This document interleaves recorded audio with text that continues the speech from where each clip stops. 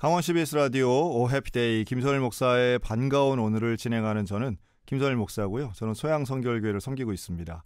매주 토요일 낮 12시 5분부터 1시 30분까지 우리 지역의 목회자들 또 교회 지도자들을 모시고 인터뷰 형식으로 진행하는 시간인데요. 우리 오늘은 철원 소망감리교회 담임하고 계시는 우리 류호정 목사님 나오셨습니다. 안녕하세요, 목사님. 예, 반갑습니다, 목사님. 네, 오늘 귀한 시간 내주셔서 감사합니다. 예, 감사합니다. 먼저 우리 소망감리교회, 우리 교회 소개를 먼저 좀 해주시죠, 목사님. 이 소망감리교회는 40년 전에 이제 교회가 세워졌고요. 네.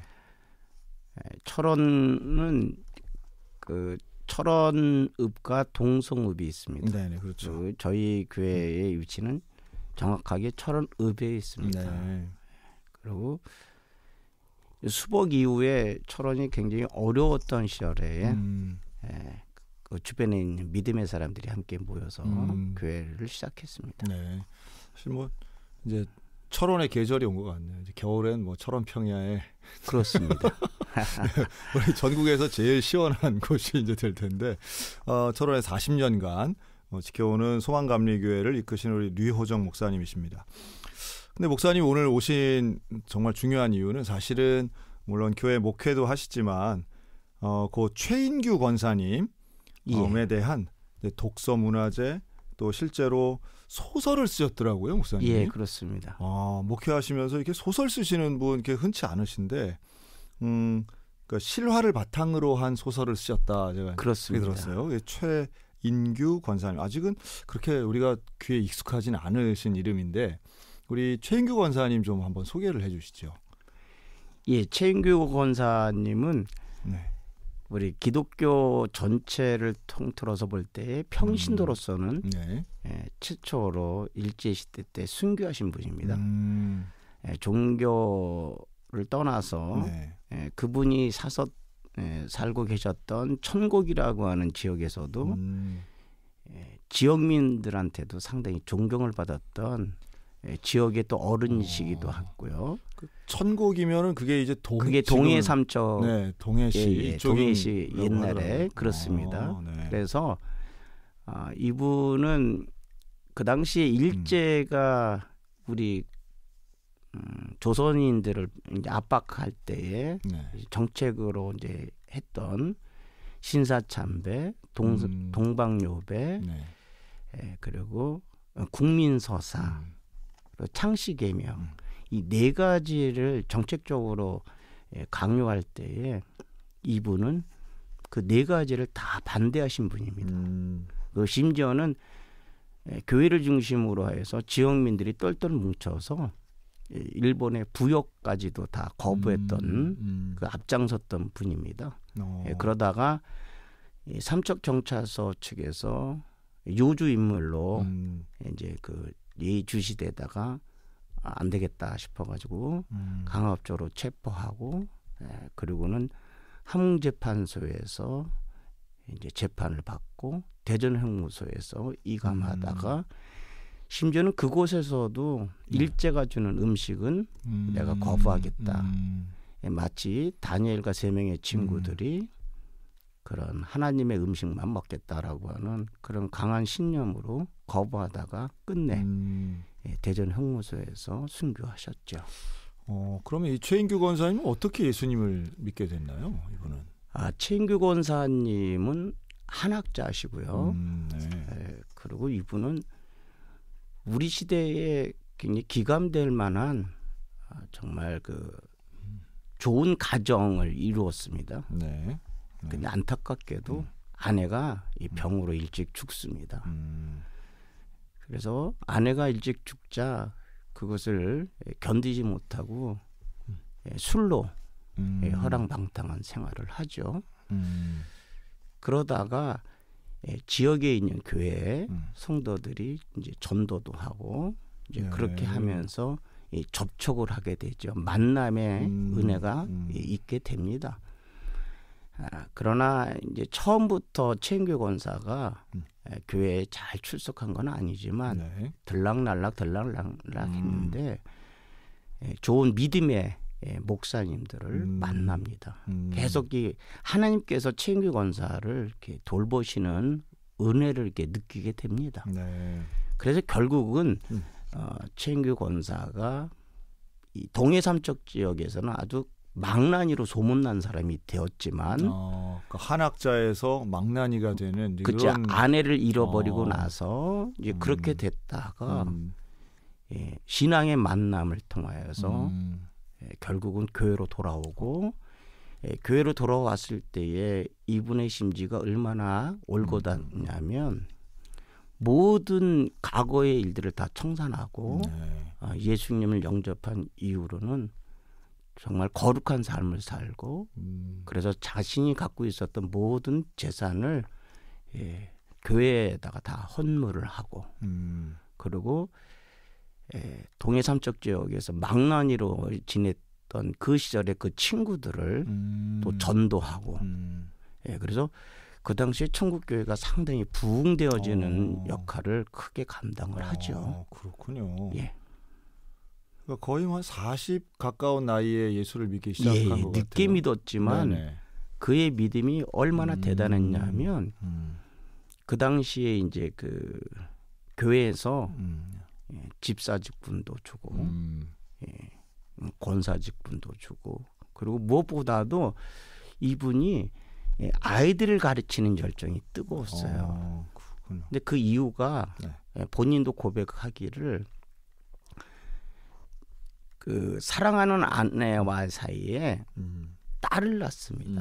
근데 그 당시에 유교 분위기에서 아들을 낳지 못하니까 아내가 그것 때문에 시름시름 앓다가 죽었거든요. 그러다 보니까 딸을 볼 때마다 아내가 생각나고 그래서 그 딸을 잘 이렇게 돌보질 않았어요. 돌보질 않았다고요? 예, 아내가 예. 생각나면 잘 돌봐야지. 오히려 더 이제 부하가 났는지 어떤 그 원망감이 원망감 이제 그래서 그렇군요. 그 하나밖에 없는 딸을 잘 이렇게 돌보지 않고 심지어는 딸이 시집 가는 것도 몰랐습니다. 아이고. 네. 근데 이제 예수님을 믿고 나서 보니 자기의 과거에 잘못됐던 것들이 회개가 되고 무엇보다도 딸한테 미안한 마음이 너무 들었어요. 그래서 그것에 대한 죄책감을 최인규 권사님은 어떻게 해결했냐면 그 교회 또는 주변에 있는 아이들을 돌봄으로 그 딸에 대한 미안함을 이렇게 해결을 하려고 했죠. 그래서 교회에서 교회학교장을 하고 그리고 아이들을 열심히 이렇게 돌보죠. 근데 정말 특별하네요. 왜냐하면 이게 이제 100년 전 얘기인데. 그렇죠. 네. 그런데 동해 지역에는 이미 100년 전에 이렇게 교회들이 제법 많이 세워져 있었던 모양이네요. 예, 그 우리 예전에 외국 선교사님들 특히 이제 하디 선교사님이 어떤 선교 벨트였다고들 하죠. 그래서 그 지역에 보면은 우리가 알고 있는 것처럼 외국 선교사님들의 일방적인 그 말씀 전도로 인해서 교회가 세워진 게 아니라 그분들의 공헌도 중요하지만 매서인이라고 그렇죠. 예, 한국에 있는 독창적인 그 전도인들이 그렇죠. 있었습니다. 그분네들의 어떤 열정이 있어서 외국 선교사님들과 연합이 잘 돼가지고 지역마다 자발적인 교회들이 많이 세워졌죠. 근데 그 중에 이제 이 천국교회도 포함이 될 수가 있죠. 그러니 그 선교 초기에 가졌던 그 헌신과 열정도가 얼마나 대단했었는가. 특히나 한학자분들이 왜 강화도나 이쪽에도 맞습니다. 보면 한학자분들이 예수님을 믿으면서 변화되는 걸 보면 어쨌든 성경적이라고 하긴 조금 좀 애매한 부분에서 본인들이 갖고 있는 원칙을 기독교하고 접목시키면서 상당히 특별하고 창의적인 것들이 많이 나오는 걸 보거든요. 그렇습니다. 뭐 흰색 옷을 입는다든가 그렇습니다. 뭐 성을 통일시킨다든가. 그렇습니다. 근데 아마도 이 최인규 권사님이 보여주신 절대 타협하지 않는 일제에 대해서 항거하는 그런 정신도 본인이 이런 그리스도교의 신앙을 가지면서 나름 정립한 게 아닌가 생각이 드네요. 그렇습니다.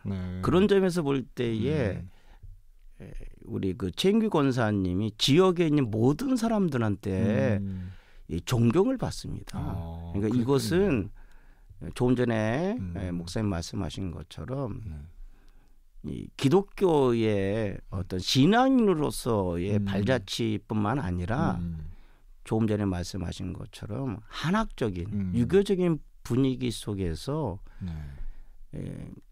한국을 지키려고 하는 그렇죠.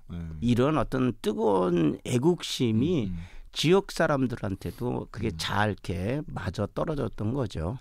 이때 비슷할 때에 그 양양에서 군수하셨던 남궁옥 장로님. 예, 남궁옥 장로님도. 네, 그거 아마 비슷할 때에 동해 양양 삼척 이쪽에서 이렇게 교회 학교 하시면서 이제 무궁화 운동도 하시고.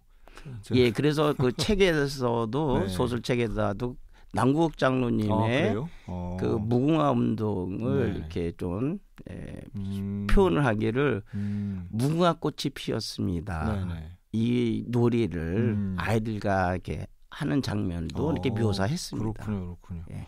그거 신기하더라고요. 지금은 이제 오징어 게임으로 애들이 예, 하지만 오징어 게임인데 네.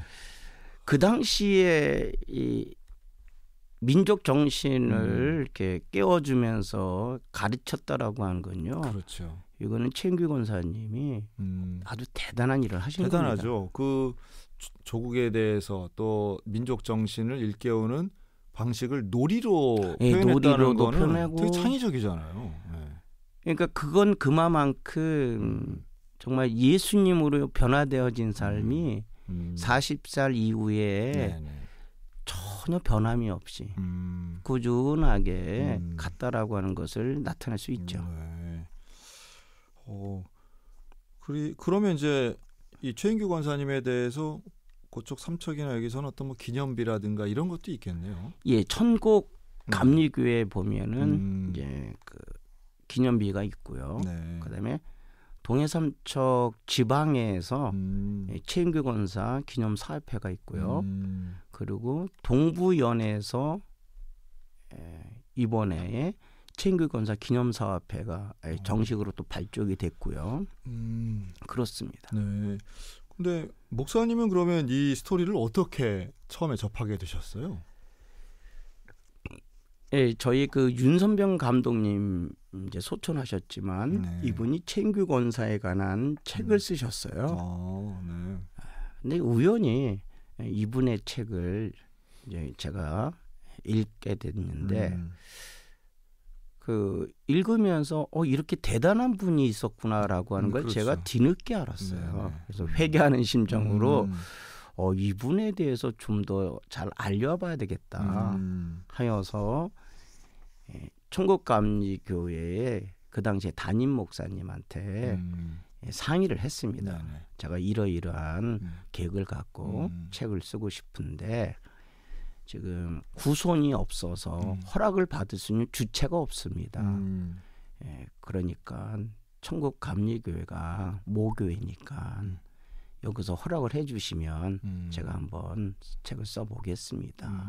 그랬더니만 거의 담임 목사님이 기획위원회에 이런 얘기를 보고 하시고 그리고는 어떤 목사님이 이런 걸 쓰겠다는데 어떻게 하겠느냐. 그래서 허락을 받고 시작했는데 하나님의 은혜로 허락 받은 지 3개월 만에 초고가 나옵니다. 아이고. 그건 그만큼 저에게도 네. 뜨거운 열정을 하나님이 주셨나 봐요. 그래서 3개월 만에 초고를 갖다 드렸더니 네. 천국교회의 담임 목사님, 기획위원들이 다들 깜짝 놀라더라고요. 그렇죠. 네, 천국교회도 못한 거를 네, 그래가지고 서론에게 좀 특별하네요. 거기에 네. 있는 그 관계자분들이 네네. 초고를 보고 감수하시고 고칠 거 고치고 네. 그렇게 해가지고 최종적으로 됐다라고 했을 때 일세가 나온 거죠. 목사님 대단하시네요. 제가 대단한 게 네. 아니고 저도 저 책을 쓰면서 은혜 많이 받았고요. 그리고 죄송스러웠고요. 왜 제가 좀 더 일찍 최인규 권사에 대해서 알지 못했는지 그것에 대해서 후회하면서 하나님 이렇게 대단한 인물은 감리교 한 어떤 그 교단으로서만 담지 말고 우리 한국교회 전체가 좀 알았으면 좋겠습니다. 그런 생각을 갖고 이게 집필을 하다 보니까 하나님께서 잠도 안 재워주시고 잠도 안 재워주시고 예. 그래서 제가 이게 저거 쓰면서 좀 맨날 밤을 새웠는지 모를 정도로 이렇게 작품을 썼는데 하나님께서 해주셨다 저는 그렇게 생각합니다. 그러니까 거의 뭐 영감 받아 쓰신 책이다 그렇죠. 이렇게 봐야겠네요. 그렇게 표현하는 게 더 나을 것 같고요. 근데 이 책의 지금 형식이 어떤 에세이나 아니면 뭐 전기 이런 게 아니라 소설의 형식이란 말이죠. 예. 그 형식을 취하신 뭐 이유가 있을까요? 조금 전에 말씀을 드렸지만 그 윤선병 감독님이 쓰신 책이 이제 주 텍스트인데 그러니까 그 내용들이 일관성 있게 돼 있지 않더라고요. 그러니까 주로 이제 증언을 듣고 이제 쓰시고 하다 보니까 이 사람의 말이 이렇고 저 사람의 말이 저렇고 근데 전체적인 역사의 그 흐름은 똑같은데 표현이 다른 거예요. 그래서 그거를 이제 보면서 이걸 어떻게 해결을 할까 하다가 역사적인 사실은 있으니 사실을 갖고 하되 부족한 부분은 어떻게 할 것인가. 이제 빈칸 채우기는 소설적인 형식을 가미해서 창작을 하자. 단 큰 주제, 최인규 권사님에게는 알리는 그 이야기의 큰 흐름은 해치지 않되 그분과 관련돼서 알려지지 않은 이야기들은 소설적인 형식으로 가미를 해서 독자들로 하여금 좀 흥미있게 접근을 할 수 있도록 하자. 그런 취지에서 사실은 소설로 쓴 겁니다. 근데 이게 사실 뭐 말이 그렇지 소설 쓴다고 결심만 한다고 써지는 게 아닌데 목사님이 문학적인 그래서 제가 조금 전에 말씀을 드렸지만은 하나님께서 영감을 주지 않으셨다면 접근할 수도 없었던 겁니다. 아이고야 정말 대단한 작업을 하셨다는 생각이 드네요. 그리고 이렇게 소설 형식의 글은 훨씬 쉽게 읽히잖아요. 예, 그렇습니다. 스토리 중심이기 때문에 저도 그 문준경 전사님이라고 그렇습니다. 그분에 대한 책도 되게 이런 형식으로 나와서 사실은 큰 반향을 일으키고 그 기념사업회가 훨씬 성장하는 걸 봤는데요. 최인규 권사님 아마도 이런 사례가 좀 다른 우리 초기 기독교의 그 본받아야 될 분들을 찾아내고 기념하는 데에 좀 모델이 됐으면 좋겠다는 생각 저는 들고 있는데요. 저도 그런 바람이 있습니다. 네. 그리고 이제 소설도 쓰셨지만 세상에 뮤지컬을 하셨네요. 이 최인규 권사님의 스토리를 가지고 와 이건 뭡니까? 뮤지컬을 만들어서 벌써 무대에 올려서 공연이 됐네요, 목사님. 예. 그 초기에 소설을 쓰겠다라고 결심을 하고 그리고 하나님의 은혜로 하나님이 지혜를 주셔서 초고를 3개월 만에 완성을 했을 때에 사실은 뮤지컬 대본도 같이 머릿속에 이 두 작업이 있었던 겁니다. 그리고 참고로 저는 예전부터 연극 대본을 써봤거든요. 그러시군요. 그러한 어떤 하나님이 예전부터 주셨던 달란트가 있어서 이제 소설적인 형식으로 쓰면서 머릿속에 이제 뮤지컬 대본이 정리가 됐던 겁니다. 그리고 초고를 천국교회 목사님과 기획위원회한테 승낙을 받고 받자마자 뮤지컬을 다시 또 썼던 거죠. 이야, 뮤지컬 대본을 썼다고요? 그러면 작곡은 누가 하셨어요? 작곡은 지금 나연아 집사님이라고 예전에 저희 감리교에서는 여름 성경학교를 하지 않습니까? 그 여름 성경학교에 그 어린이 찬양곡을 많이 작곡하셨던 분입니다. 근데 이분하고 제가 좀 아는 관계가 있어서 초고가 이제 완성본으로 바뀌어지고 그다음에 뮤지컬을 이제 그 대본을 만들고 그래가지고 이것을 이 나연아 집사님한테 보냈습니다. 보냈더니만 이 나 집사님의 표현이 그렇습니다.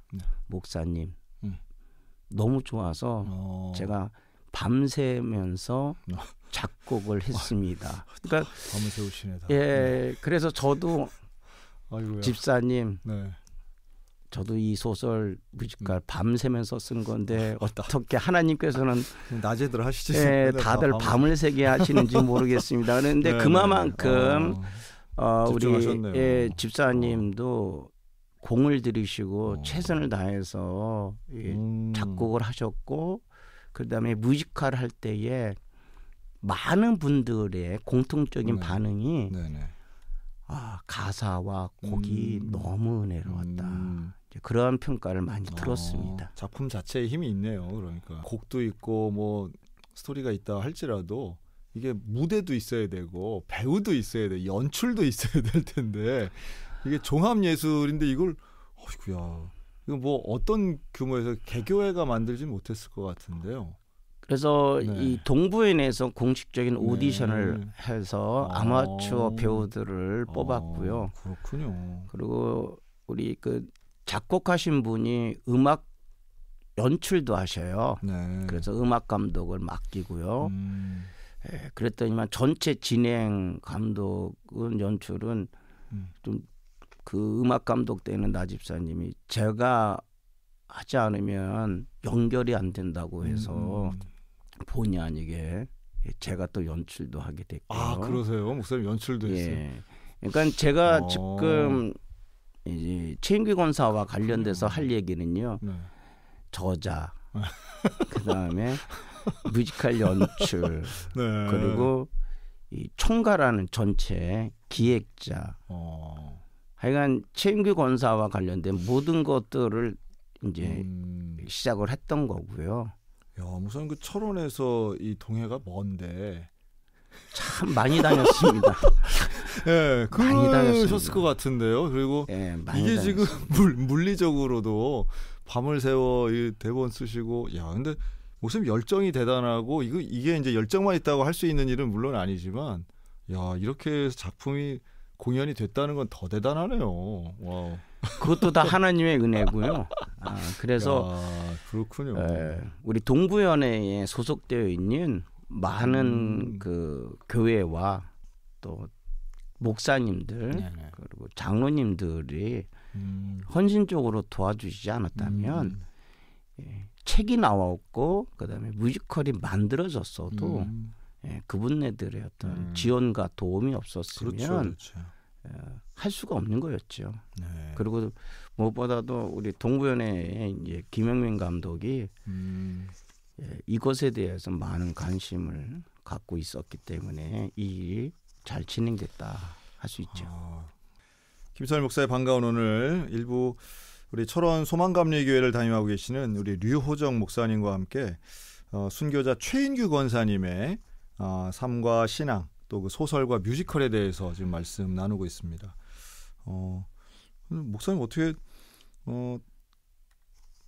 신학교 다니시면서 연극을 하신 경험이 있으시다고요? 예, 1학년 때에 가스펠을 했었습니다. 그 유명한 그 가스펠. 네, 그 유명한 가스펠입니다. 네, 거기서 배역은 뭐 어떤 배역을 하셨어요? 그 배우들이 다 1학년생이었고요. 그다음에 선배 한 분이 이제 예수님 역할을 맡았고요. 그리고는 다 동료들 중에서 연극을 해봤던 경험자는 선배 한 분하고 그다음에 여자 동기생 하나하고 저하고 그 배우 10명 중에서 3명이 경험이 있었고요. 연출하시던 선배님이 전체적 흐름을 볼 때에 이 가스펠이 굉장히 그 좀 생기발랄하면서도 역동적이면서 또 코믹한 부분도 많고 하는데 이것을 이 배우들한테 시키고 보니까 서투른 거예요. 그렇죠. 네, 서투르니까 저한테 이 코믹 연기를 다 맡겼어요. 네, 그러면서 이제 그래요? 그 대본을 이제 좀 조정해가면서 그 연출하시는 선배님이 한마디로 말해서 저한테 다 이렇게 몰이를 해준 겁니다. 인기 최고셨겠네요. 그래서 공연이 끝나고 나서 박수를 치는데 사실은 주인공은 예수님입니다. 그렇죠. 근데 예수님이 박수를 많이 받아야 되는데 저를 소개했을 때에 기립박수 받았어요. 아유, 그러셨겠네. 네, 그만큼 가스펠은 아주 제가 기억에 남는 그런 뮤지컬이었죠. 그런데 저도 노래가 몇 개 생각나네요. 언제 구하렵니까? 예, 아주 뭐 짓궂은 건 제가 다 했습니다. 그렇군요. 알겠습니다. 목사님은 모태신앙으로 태어나셨나요? 예, 모태신앙입니다. 원래 강원도 분이 아니시잖아요. 서울에서 태어나시고. 예, 서울이고요. 저희 부모님께서 이제 강원도. 네. 부모님 고향이 강원도세요? 예, 강원도 저 횡성. 네. 횡성 분이신데 어머니는 홍천 분이시고 두 분이서 결혼하시고 이제 서울에 이제 정착하시면서 제가 태어났죠. 근데 아버님은 또 영어도 잘하시고. 저희 아버님은 그 시절에 영어 그다음에 일본어 아주 탁월하셨죠.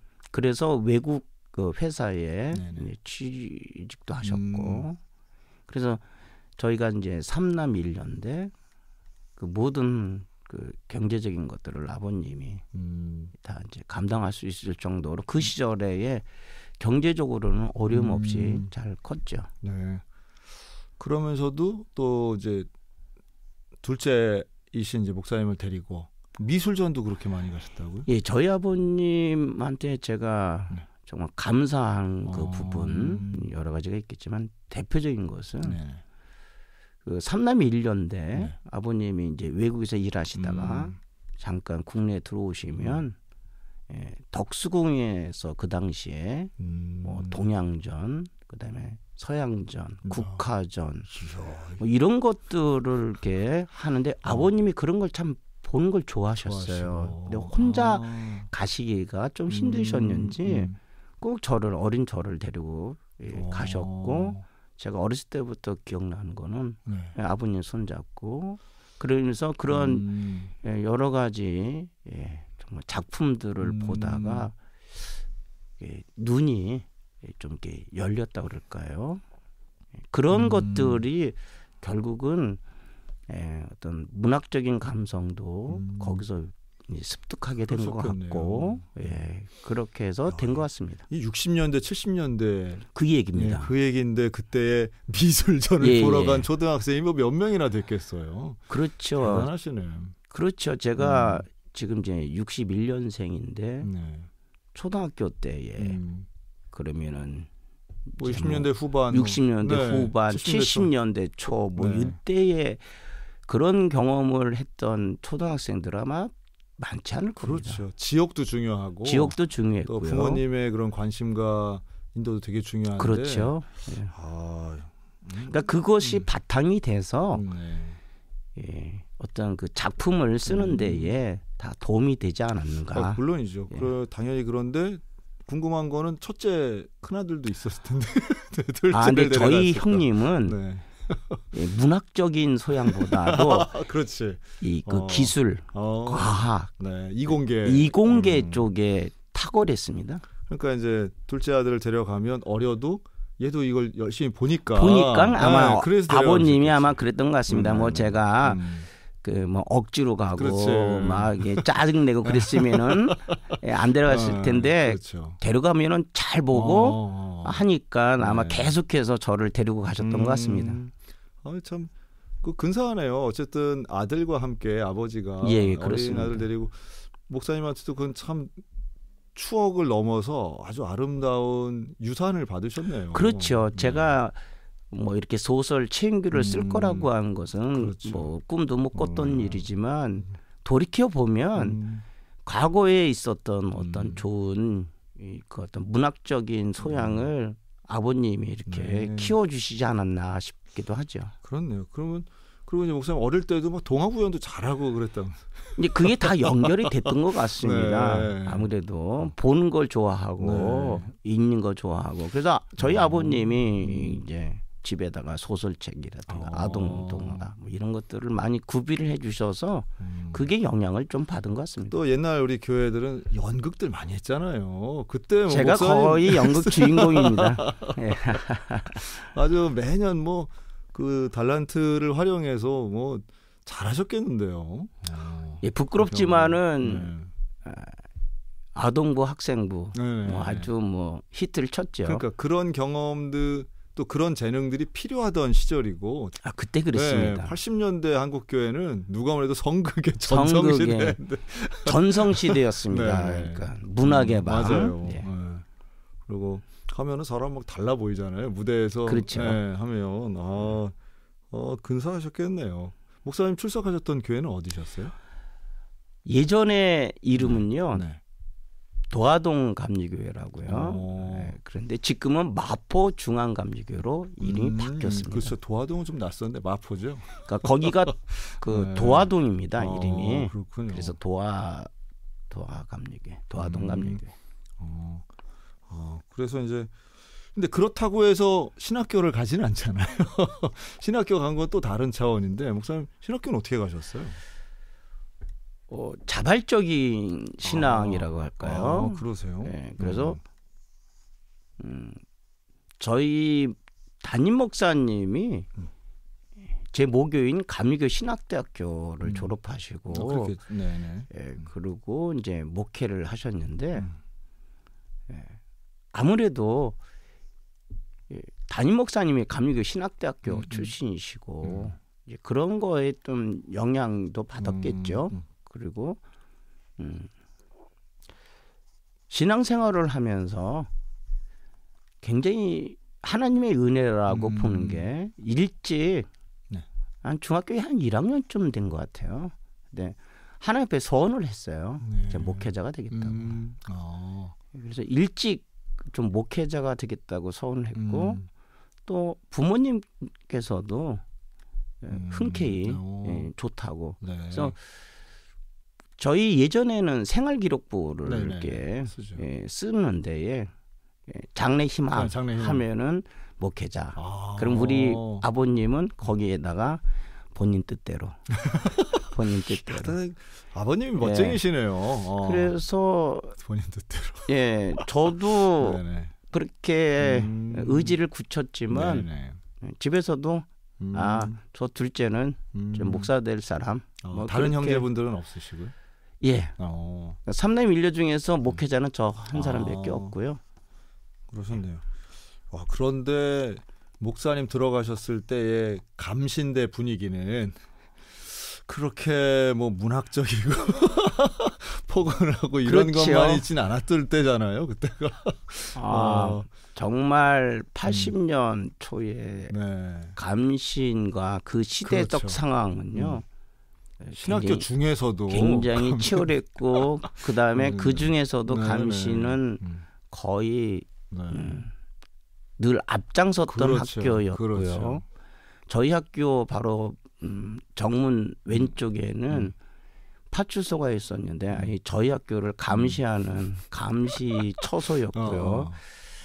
뭐 기타 등등 여러 가지가 어려웠던 시절인데 저는 하나님의 어떤 그 은혜라고 계속 표현하고 싶은 것은 학교, 교회, 집. 그러니까 어렸을 때부터 고등학교 다닐 때까지 그러한 패턴이 계속 이어졌다가 담임 목사님 이제 감리교 신학대학이니까 저기밖에 없는 줄 알았습니다. 사실은. 감리교회는 서대문에 있는 그 학교밖에 없는 줄 알았습니다. 그 유명한 두 개나 더 있는데 두 개가 더 있는데 사실은 몰랐습니다. 뭐 그럴 수 있죠. 그럴 수 있습니다. 그래서 이제 감리교 신학대학교를 들어갔는데 공부 잘하셨네요, 목사님. 아니요, 아닙니다. 아닙니다. 이렇게 공부는 잘한 건 아닌데, 자 그런데 들어가서 어떤 생각을 갖게 됐냐면 신앙은 나름대로 뭐 보수 진보로 나눌 수는 없지만 신앙은 그래도 보수적인 신앙의 어떤 토대를 구축했으니 네. 신학은 좀 더 자유롭게 포괄적으로 여러 것을 한번 설명을 해보자 그런 생각을 했습니다. 네. 예, 그러다 보니까 감리교 신학대학교에서 가르치는 학풍이 마침 제 입장하고도 많이 또 맞았고 그래서 기독교에만 국한되지 아니하고 타 종교에 관해서도 두루두루 배우는 데에 좀 열정을 가졌고 그다음에 뭐 도시 빈민이라든가 이런 다른 문화와 다른 상황에 처해 있는 그런 분들에 대한 입장을 많이 이렇게 좀 보고 경험해 보려고 했었죠. 그러셨군요. 오늘 류호정 목사님과 함께 소설 쓰신 목사님, 또 뮤지컬 연출하신 목사님과 함께 이렇게 말씀 나누고 있습니다.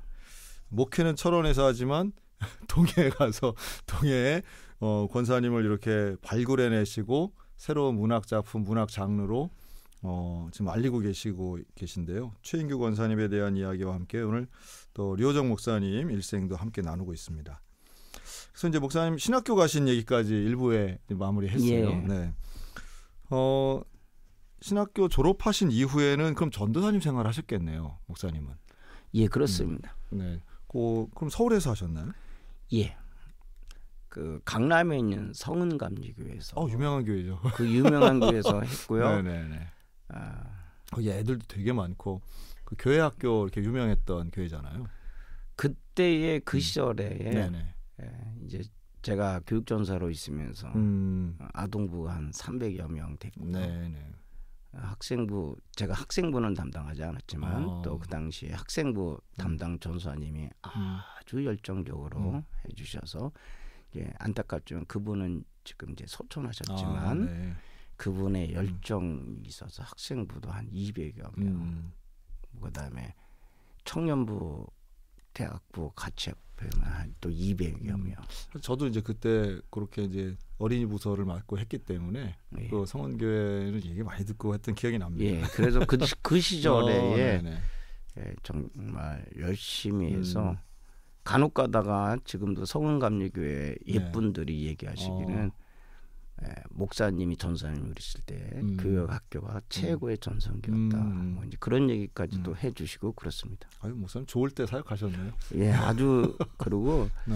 성은감리교회가 그 당시에 이제 소천하셨던 한유찬 목사님이 아이들을 굉장히 사랑하셨고 그 다음에 적극적인 지원이 있었기 때문에 할 수가 있었고 그다음에 선생님들이 또 아주 뜨거운 열정이 있었던 그 시절이었습니다.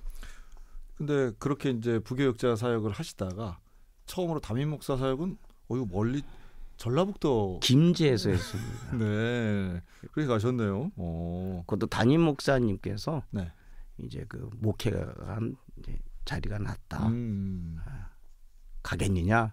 그래서 두말하지 않고 그럼 보내주시면 가겠습니다. 그래가지고 담임 목사님이 주선해 주셔서 첫 목회지가 김제. 근데 재미나는 거는 교회 이름이 제 이름이랑 거의 비슷합니다.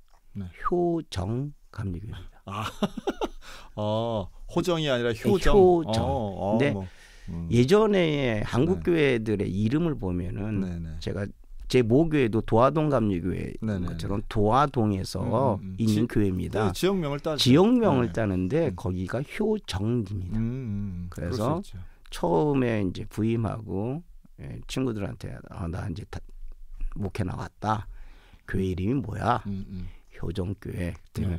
어떻게 네 이름으로 교회를 짓냐? 뭐 이런 오해를 많이 받았습니다.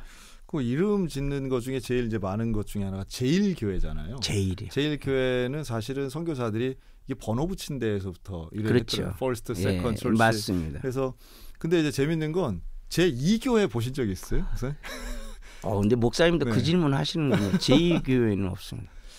근데 거의 없는데 거의 원래 제2, 제3 교회들이 있다가 다 다른 이름 바꾸거든요. 그렇습니다. 근데 제가 아는 교회는 그 제2교회를 유지하는 교회들이 제가 아는데 제2교회 이것도 시간 지나니까 근사하다. 근데 제1교회는 안 바꾸시더라고요. 그냥 영원히 제1교회를 하시는데 효정교회는 이제 지역명을 따신 거네요. 이렇게. 그래서 전북 김제에서 13년 사역하셨네요. 예. 되게 행복하게 잘 하셨을 것 같은데요. 그 김제 효정감리교회에서 기억나는 것은 저희 담임 목사님을 이제 첫 번째 부흥회를 초청을 했어요. 성은감리교회 조남은 한진찬 목사님이신데 이분을 초청해가지고 부흥회를 했는데 1993년 그때에 이제 부흥회를 했는데 93년도에 부흥회 헌금이 1,000만 원이 들어왔어요. 아이고야. 그리고 수표도 들어오고 알고 봤더니 그 담임 목사님이 유호정 목사 이제 전사 부흥회를 한다고 해서 마지막 날에 강사 목사님이니까 이제 저희 목사님이 부흥회를 하시고 이제 진행을 하다가 마지막 날에 그 성감리교에서 대형차를 하나 보내가지고 대형차가 응원차 온 겁니다. 그럼 이제 부흥회 진행 중에 저희 그 조그만 교회 꽉 찼습니다. 그리고 이분들이 가시면서 이제 헌금을 해주시는 거예요. 그러니까 자발적인 우리 성도들의 헌금도 있었지만 보이지 않게 성은교회 식구들이 이렇게 헌금하시고 갔습니다. 목사님 평생의 감사의 기억이네요. 그랬더니 거기 지역에 있는 우리 노년의 성도들이 평생 수표를 한 번도 보지 못했던 분도 있었던 거예요. 그러니까 재정부에서. 그래서 이게 수표라고. 그래가지고 깜짝 놀라면서 서울에서 온 수표라고. 서울에서 온 수표라고. 이제 그런데 재미나는 거는 이제 부흥회를 다 마치고 한 1,000만 원의 부흥회 헌금 갖고 어떻게 할 것이냐 이걸 회의를 하시더라고요. 그랬는데 사택이 굉장히 열악했습니다. 그래서 사택을 짓자고 건의를 하더라고요. 그래서 저는 사택이 얼마나 열악했냐면 거의 지소굴입니다. 쥐. 쥐하고 같이 동고동락할 정도의 열악한 그 사택이었어요. 생태적인 주택입니다. 그러니까 노년의 성도들과 그 성들이 서울에서 온 전사니까 기겁을 할 거다. 그래서 저걸 좀 어떻게 좀 개량하자. 근데 기도하면서 그걸 거절했습니다. 근데 왜 그랬냐면 이게 보니까 제가 성교에서도 교학교를 부흥시켰지 않습니까? 근데 아이들이 보이더라고요. 학생들이 보이더라고요. 그래도 그 시절에는 김제에 청소년들 애들이 있었던 시절이니까 20세기니까 어쨌든. 그렇죠. 보이더라고요. 그래서 쟤네들을 잘 이렇게 양육하면 좋겠다. 그래서 기획위원회에다가 얘기했습니다. 그거 사택 짓지 말고 교육관 짓자. 그래서 교육관을 지었습니다. 교육관을 짓고 아이들을 이렇게 모아서 같이 말씀 공부하고 했더니만 거기서 큰 아이들이 이제 학생이 되고 청년이 되고 이렇게 하면서 제가 13년 있으면서 그 근방에 있는 교회 중에서는 청년부가 제일 막강했던 교회였습니다. 그러니까 시골에 있는 교회로서는 청년이 많다라고 소문이 자자했었고요. 그리고는 결국은 교회를 짓습니다. 교회를 2000년도에 교회를 짓는 데에 그때에 자랐던 청년들 그들이 시집장가 가가지고 상당한 부분의 건축 헌금을 합니다. 결국은 그런 생각을 했습니다. 내가 그때 10년 전에 사택을 짓겠다고 했다면 오늘의 이 교회 건축이 됐을까 하는 생각을 해보면서 아이들을 위해서 신앙에 투자를 했더니 하나님께서 공짜가 없이 더 큰 교회 건물을 주시는구나. 그걸 체험하고 그러고 왔죠. 뭐 성은교회에서의 어린이 부서 부흥 그리고 김제에 가서 이제 정말 교회 전체가 아주 새로워지고 지역 안에서 성장하고 교회 건축까지 하셨네요. 그거 상당히 주목받으셨겠는데요, 목사님? 네. 뭐 주목받았다기보다도 그것도 아까 우리 찬양도 하나님의 은혜지만 그 삶의 어떤 가정 속에서도 이 공짜가 없었던 것 같아요. 그러니까 성은교회에서도 나름대로 좋은 목사님 만나고 좋은 성도들 만나서 최선을 다했더니 아이들이 부흥이 됐고 또 담임 목사님 부흥회를 이렇게 초청해서 모셨더니 또 성도들이 또 즐거운 마음으로 또 와서 그렇네요. 헌금도 해주셔서 그 헌금이 토대가 되어서 그래서 그 금액이 없었다면 애초에 뭐 사택이든 교육관이든 얘기조차도 못했을 텐데 그런 어떤 과정 속에서 일들이 진행되는 것을 보면 야 이건 우리 하나님의 은혜다. 네. 아유 철원에 오신 지가 19년이나 되셨어요. 예. 그러시네요. 철원 지역에 사실은 교회가 그렇게 많지는 않은 것 같은데. 그렇지 않습니다. 근데 연합회가 되게 잘 되더라고요. 이 철원 연합회 보니까. 네, 제가 철원군 기독교연합회 회장을 2번 연임했습니다. 아, 그러시군요. 2번 했고요. 철원에는 교회가 한 대략 120개 정도 됩니다. 아, 많네요. 그리고 그 중에서 절반 정도 되는 교회가 감리교입니다. 네.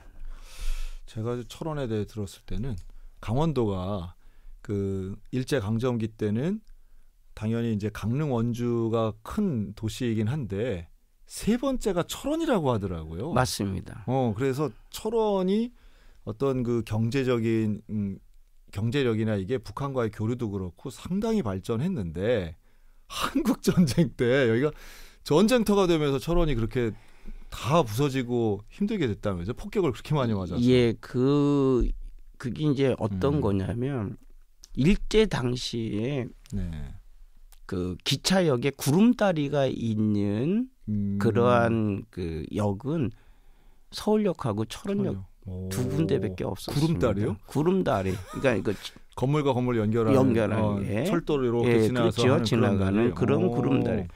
철원역에 근무자들이 대략 한 80여 명이 있을 정도였으니까 규모가 상당했고요. 그러니까 3.1 만세 운동할 때 철원역전 앞에서 그렇게 했다는 게 그리고 뭐 이 방송을 통해서 말씀드리고 싶은 것은 이 3.1 독립만세 운동이 전파됐을 때에 이 철원에서 강원도 전체를 통틀어 3월 8일 날에 이 독립만세 운동을 합니다.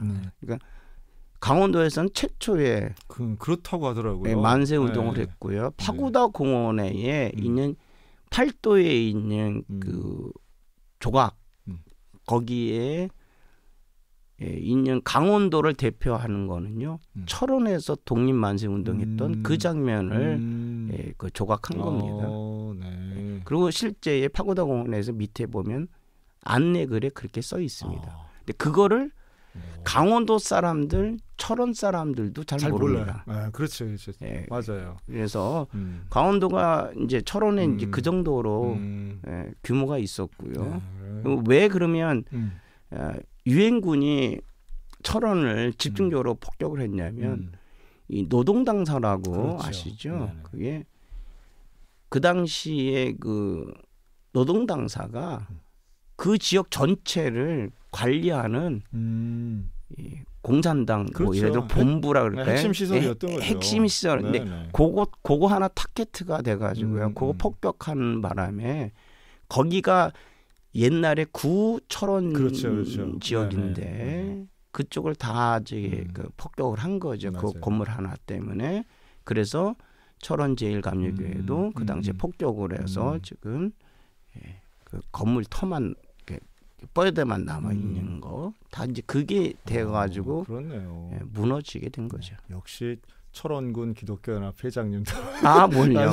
예. 아주 귀에 쏙쏙 들어오는 브리핑이시네요. 예. 네. 어이구야. 근데 시간이 벌써 목사님 다 됐습니다. 예, 그렇습니까? 목사님 앞으로 기도 제목 말씀해 주시고 아까 말씀드린 서시 좀 들었으면 좋겠습니다. 제 소원은 이제 19년 돼 있으면서 철원이 아픕니다. 아, 그래요? 예, 철원에 정말 애국지사들이 많이 나왔습니다. 그리고 맞아요. 철원의 인물들이 역사적 인물들도 있습니다. 예, 최영 장군도 철원 분입니다. 그리고 병자호란 때에 예, 충무공이신 김우하 장군도 철원 분입니다. 그리고 이승만과 의형제를 맺었던 우성 박영만 선생님도 철원 분입니다. 근데 철원에 소중한 분들이 많이 배출되었습니다. 근데 예, 소외당하고 있습니다. 이런 때에 제 소원은 앞으로 남과 북이 좋은 관계를 맺어서 예, 정말 하나 되는 예, 민족 통일의 꿈이 이루어진다면 그 시점에서 이 철원이 대한민국 통합된 대한민국의 중심 지역으로 발돋움했으면 하는 게 바람입니다. 네. 지역을 위한 비전과 꿈을 말씀해 주시니까 가슴이 웅장해지네요, 진짜. 예. 철원 뭐 철원 너무 사랑하고 다음 주에도 가는데 철원 좋습니다. 오시면은 네네네. 맛있는 식사 대접받도록 하겠습니다. 반갑습니다. 네, 알겠습니다, 목사님.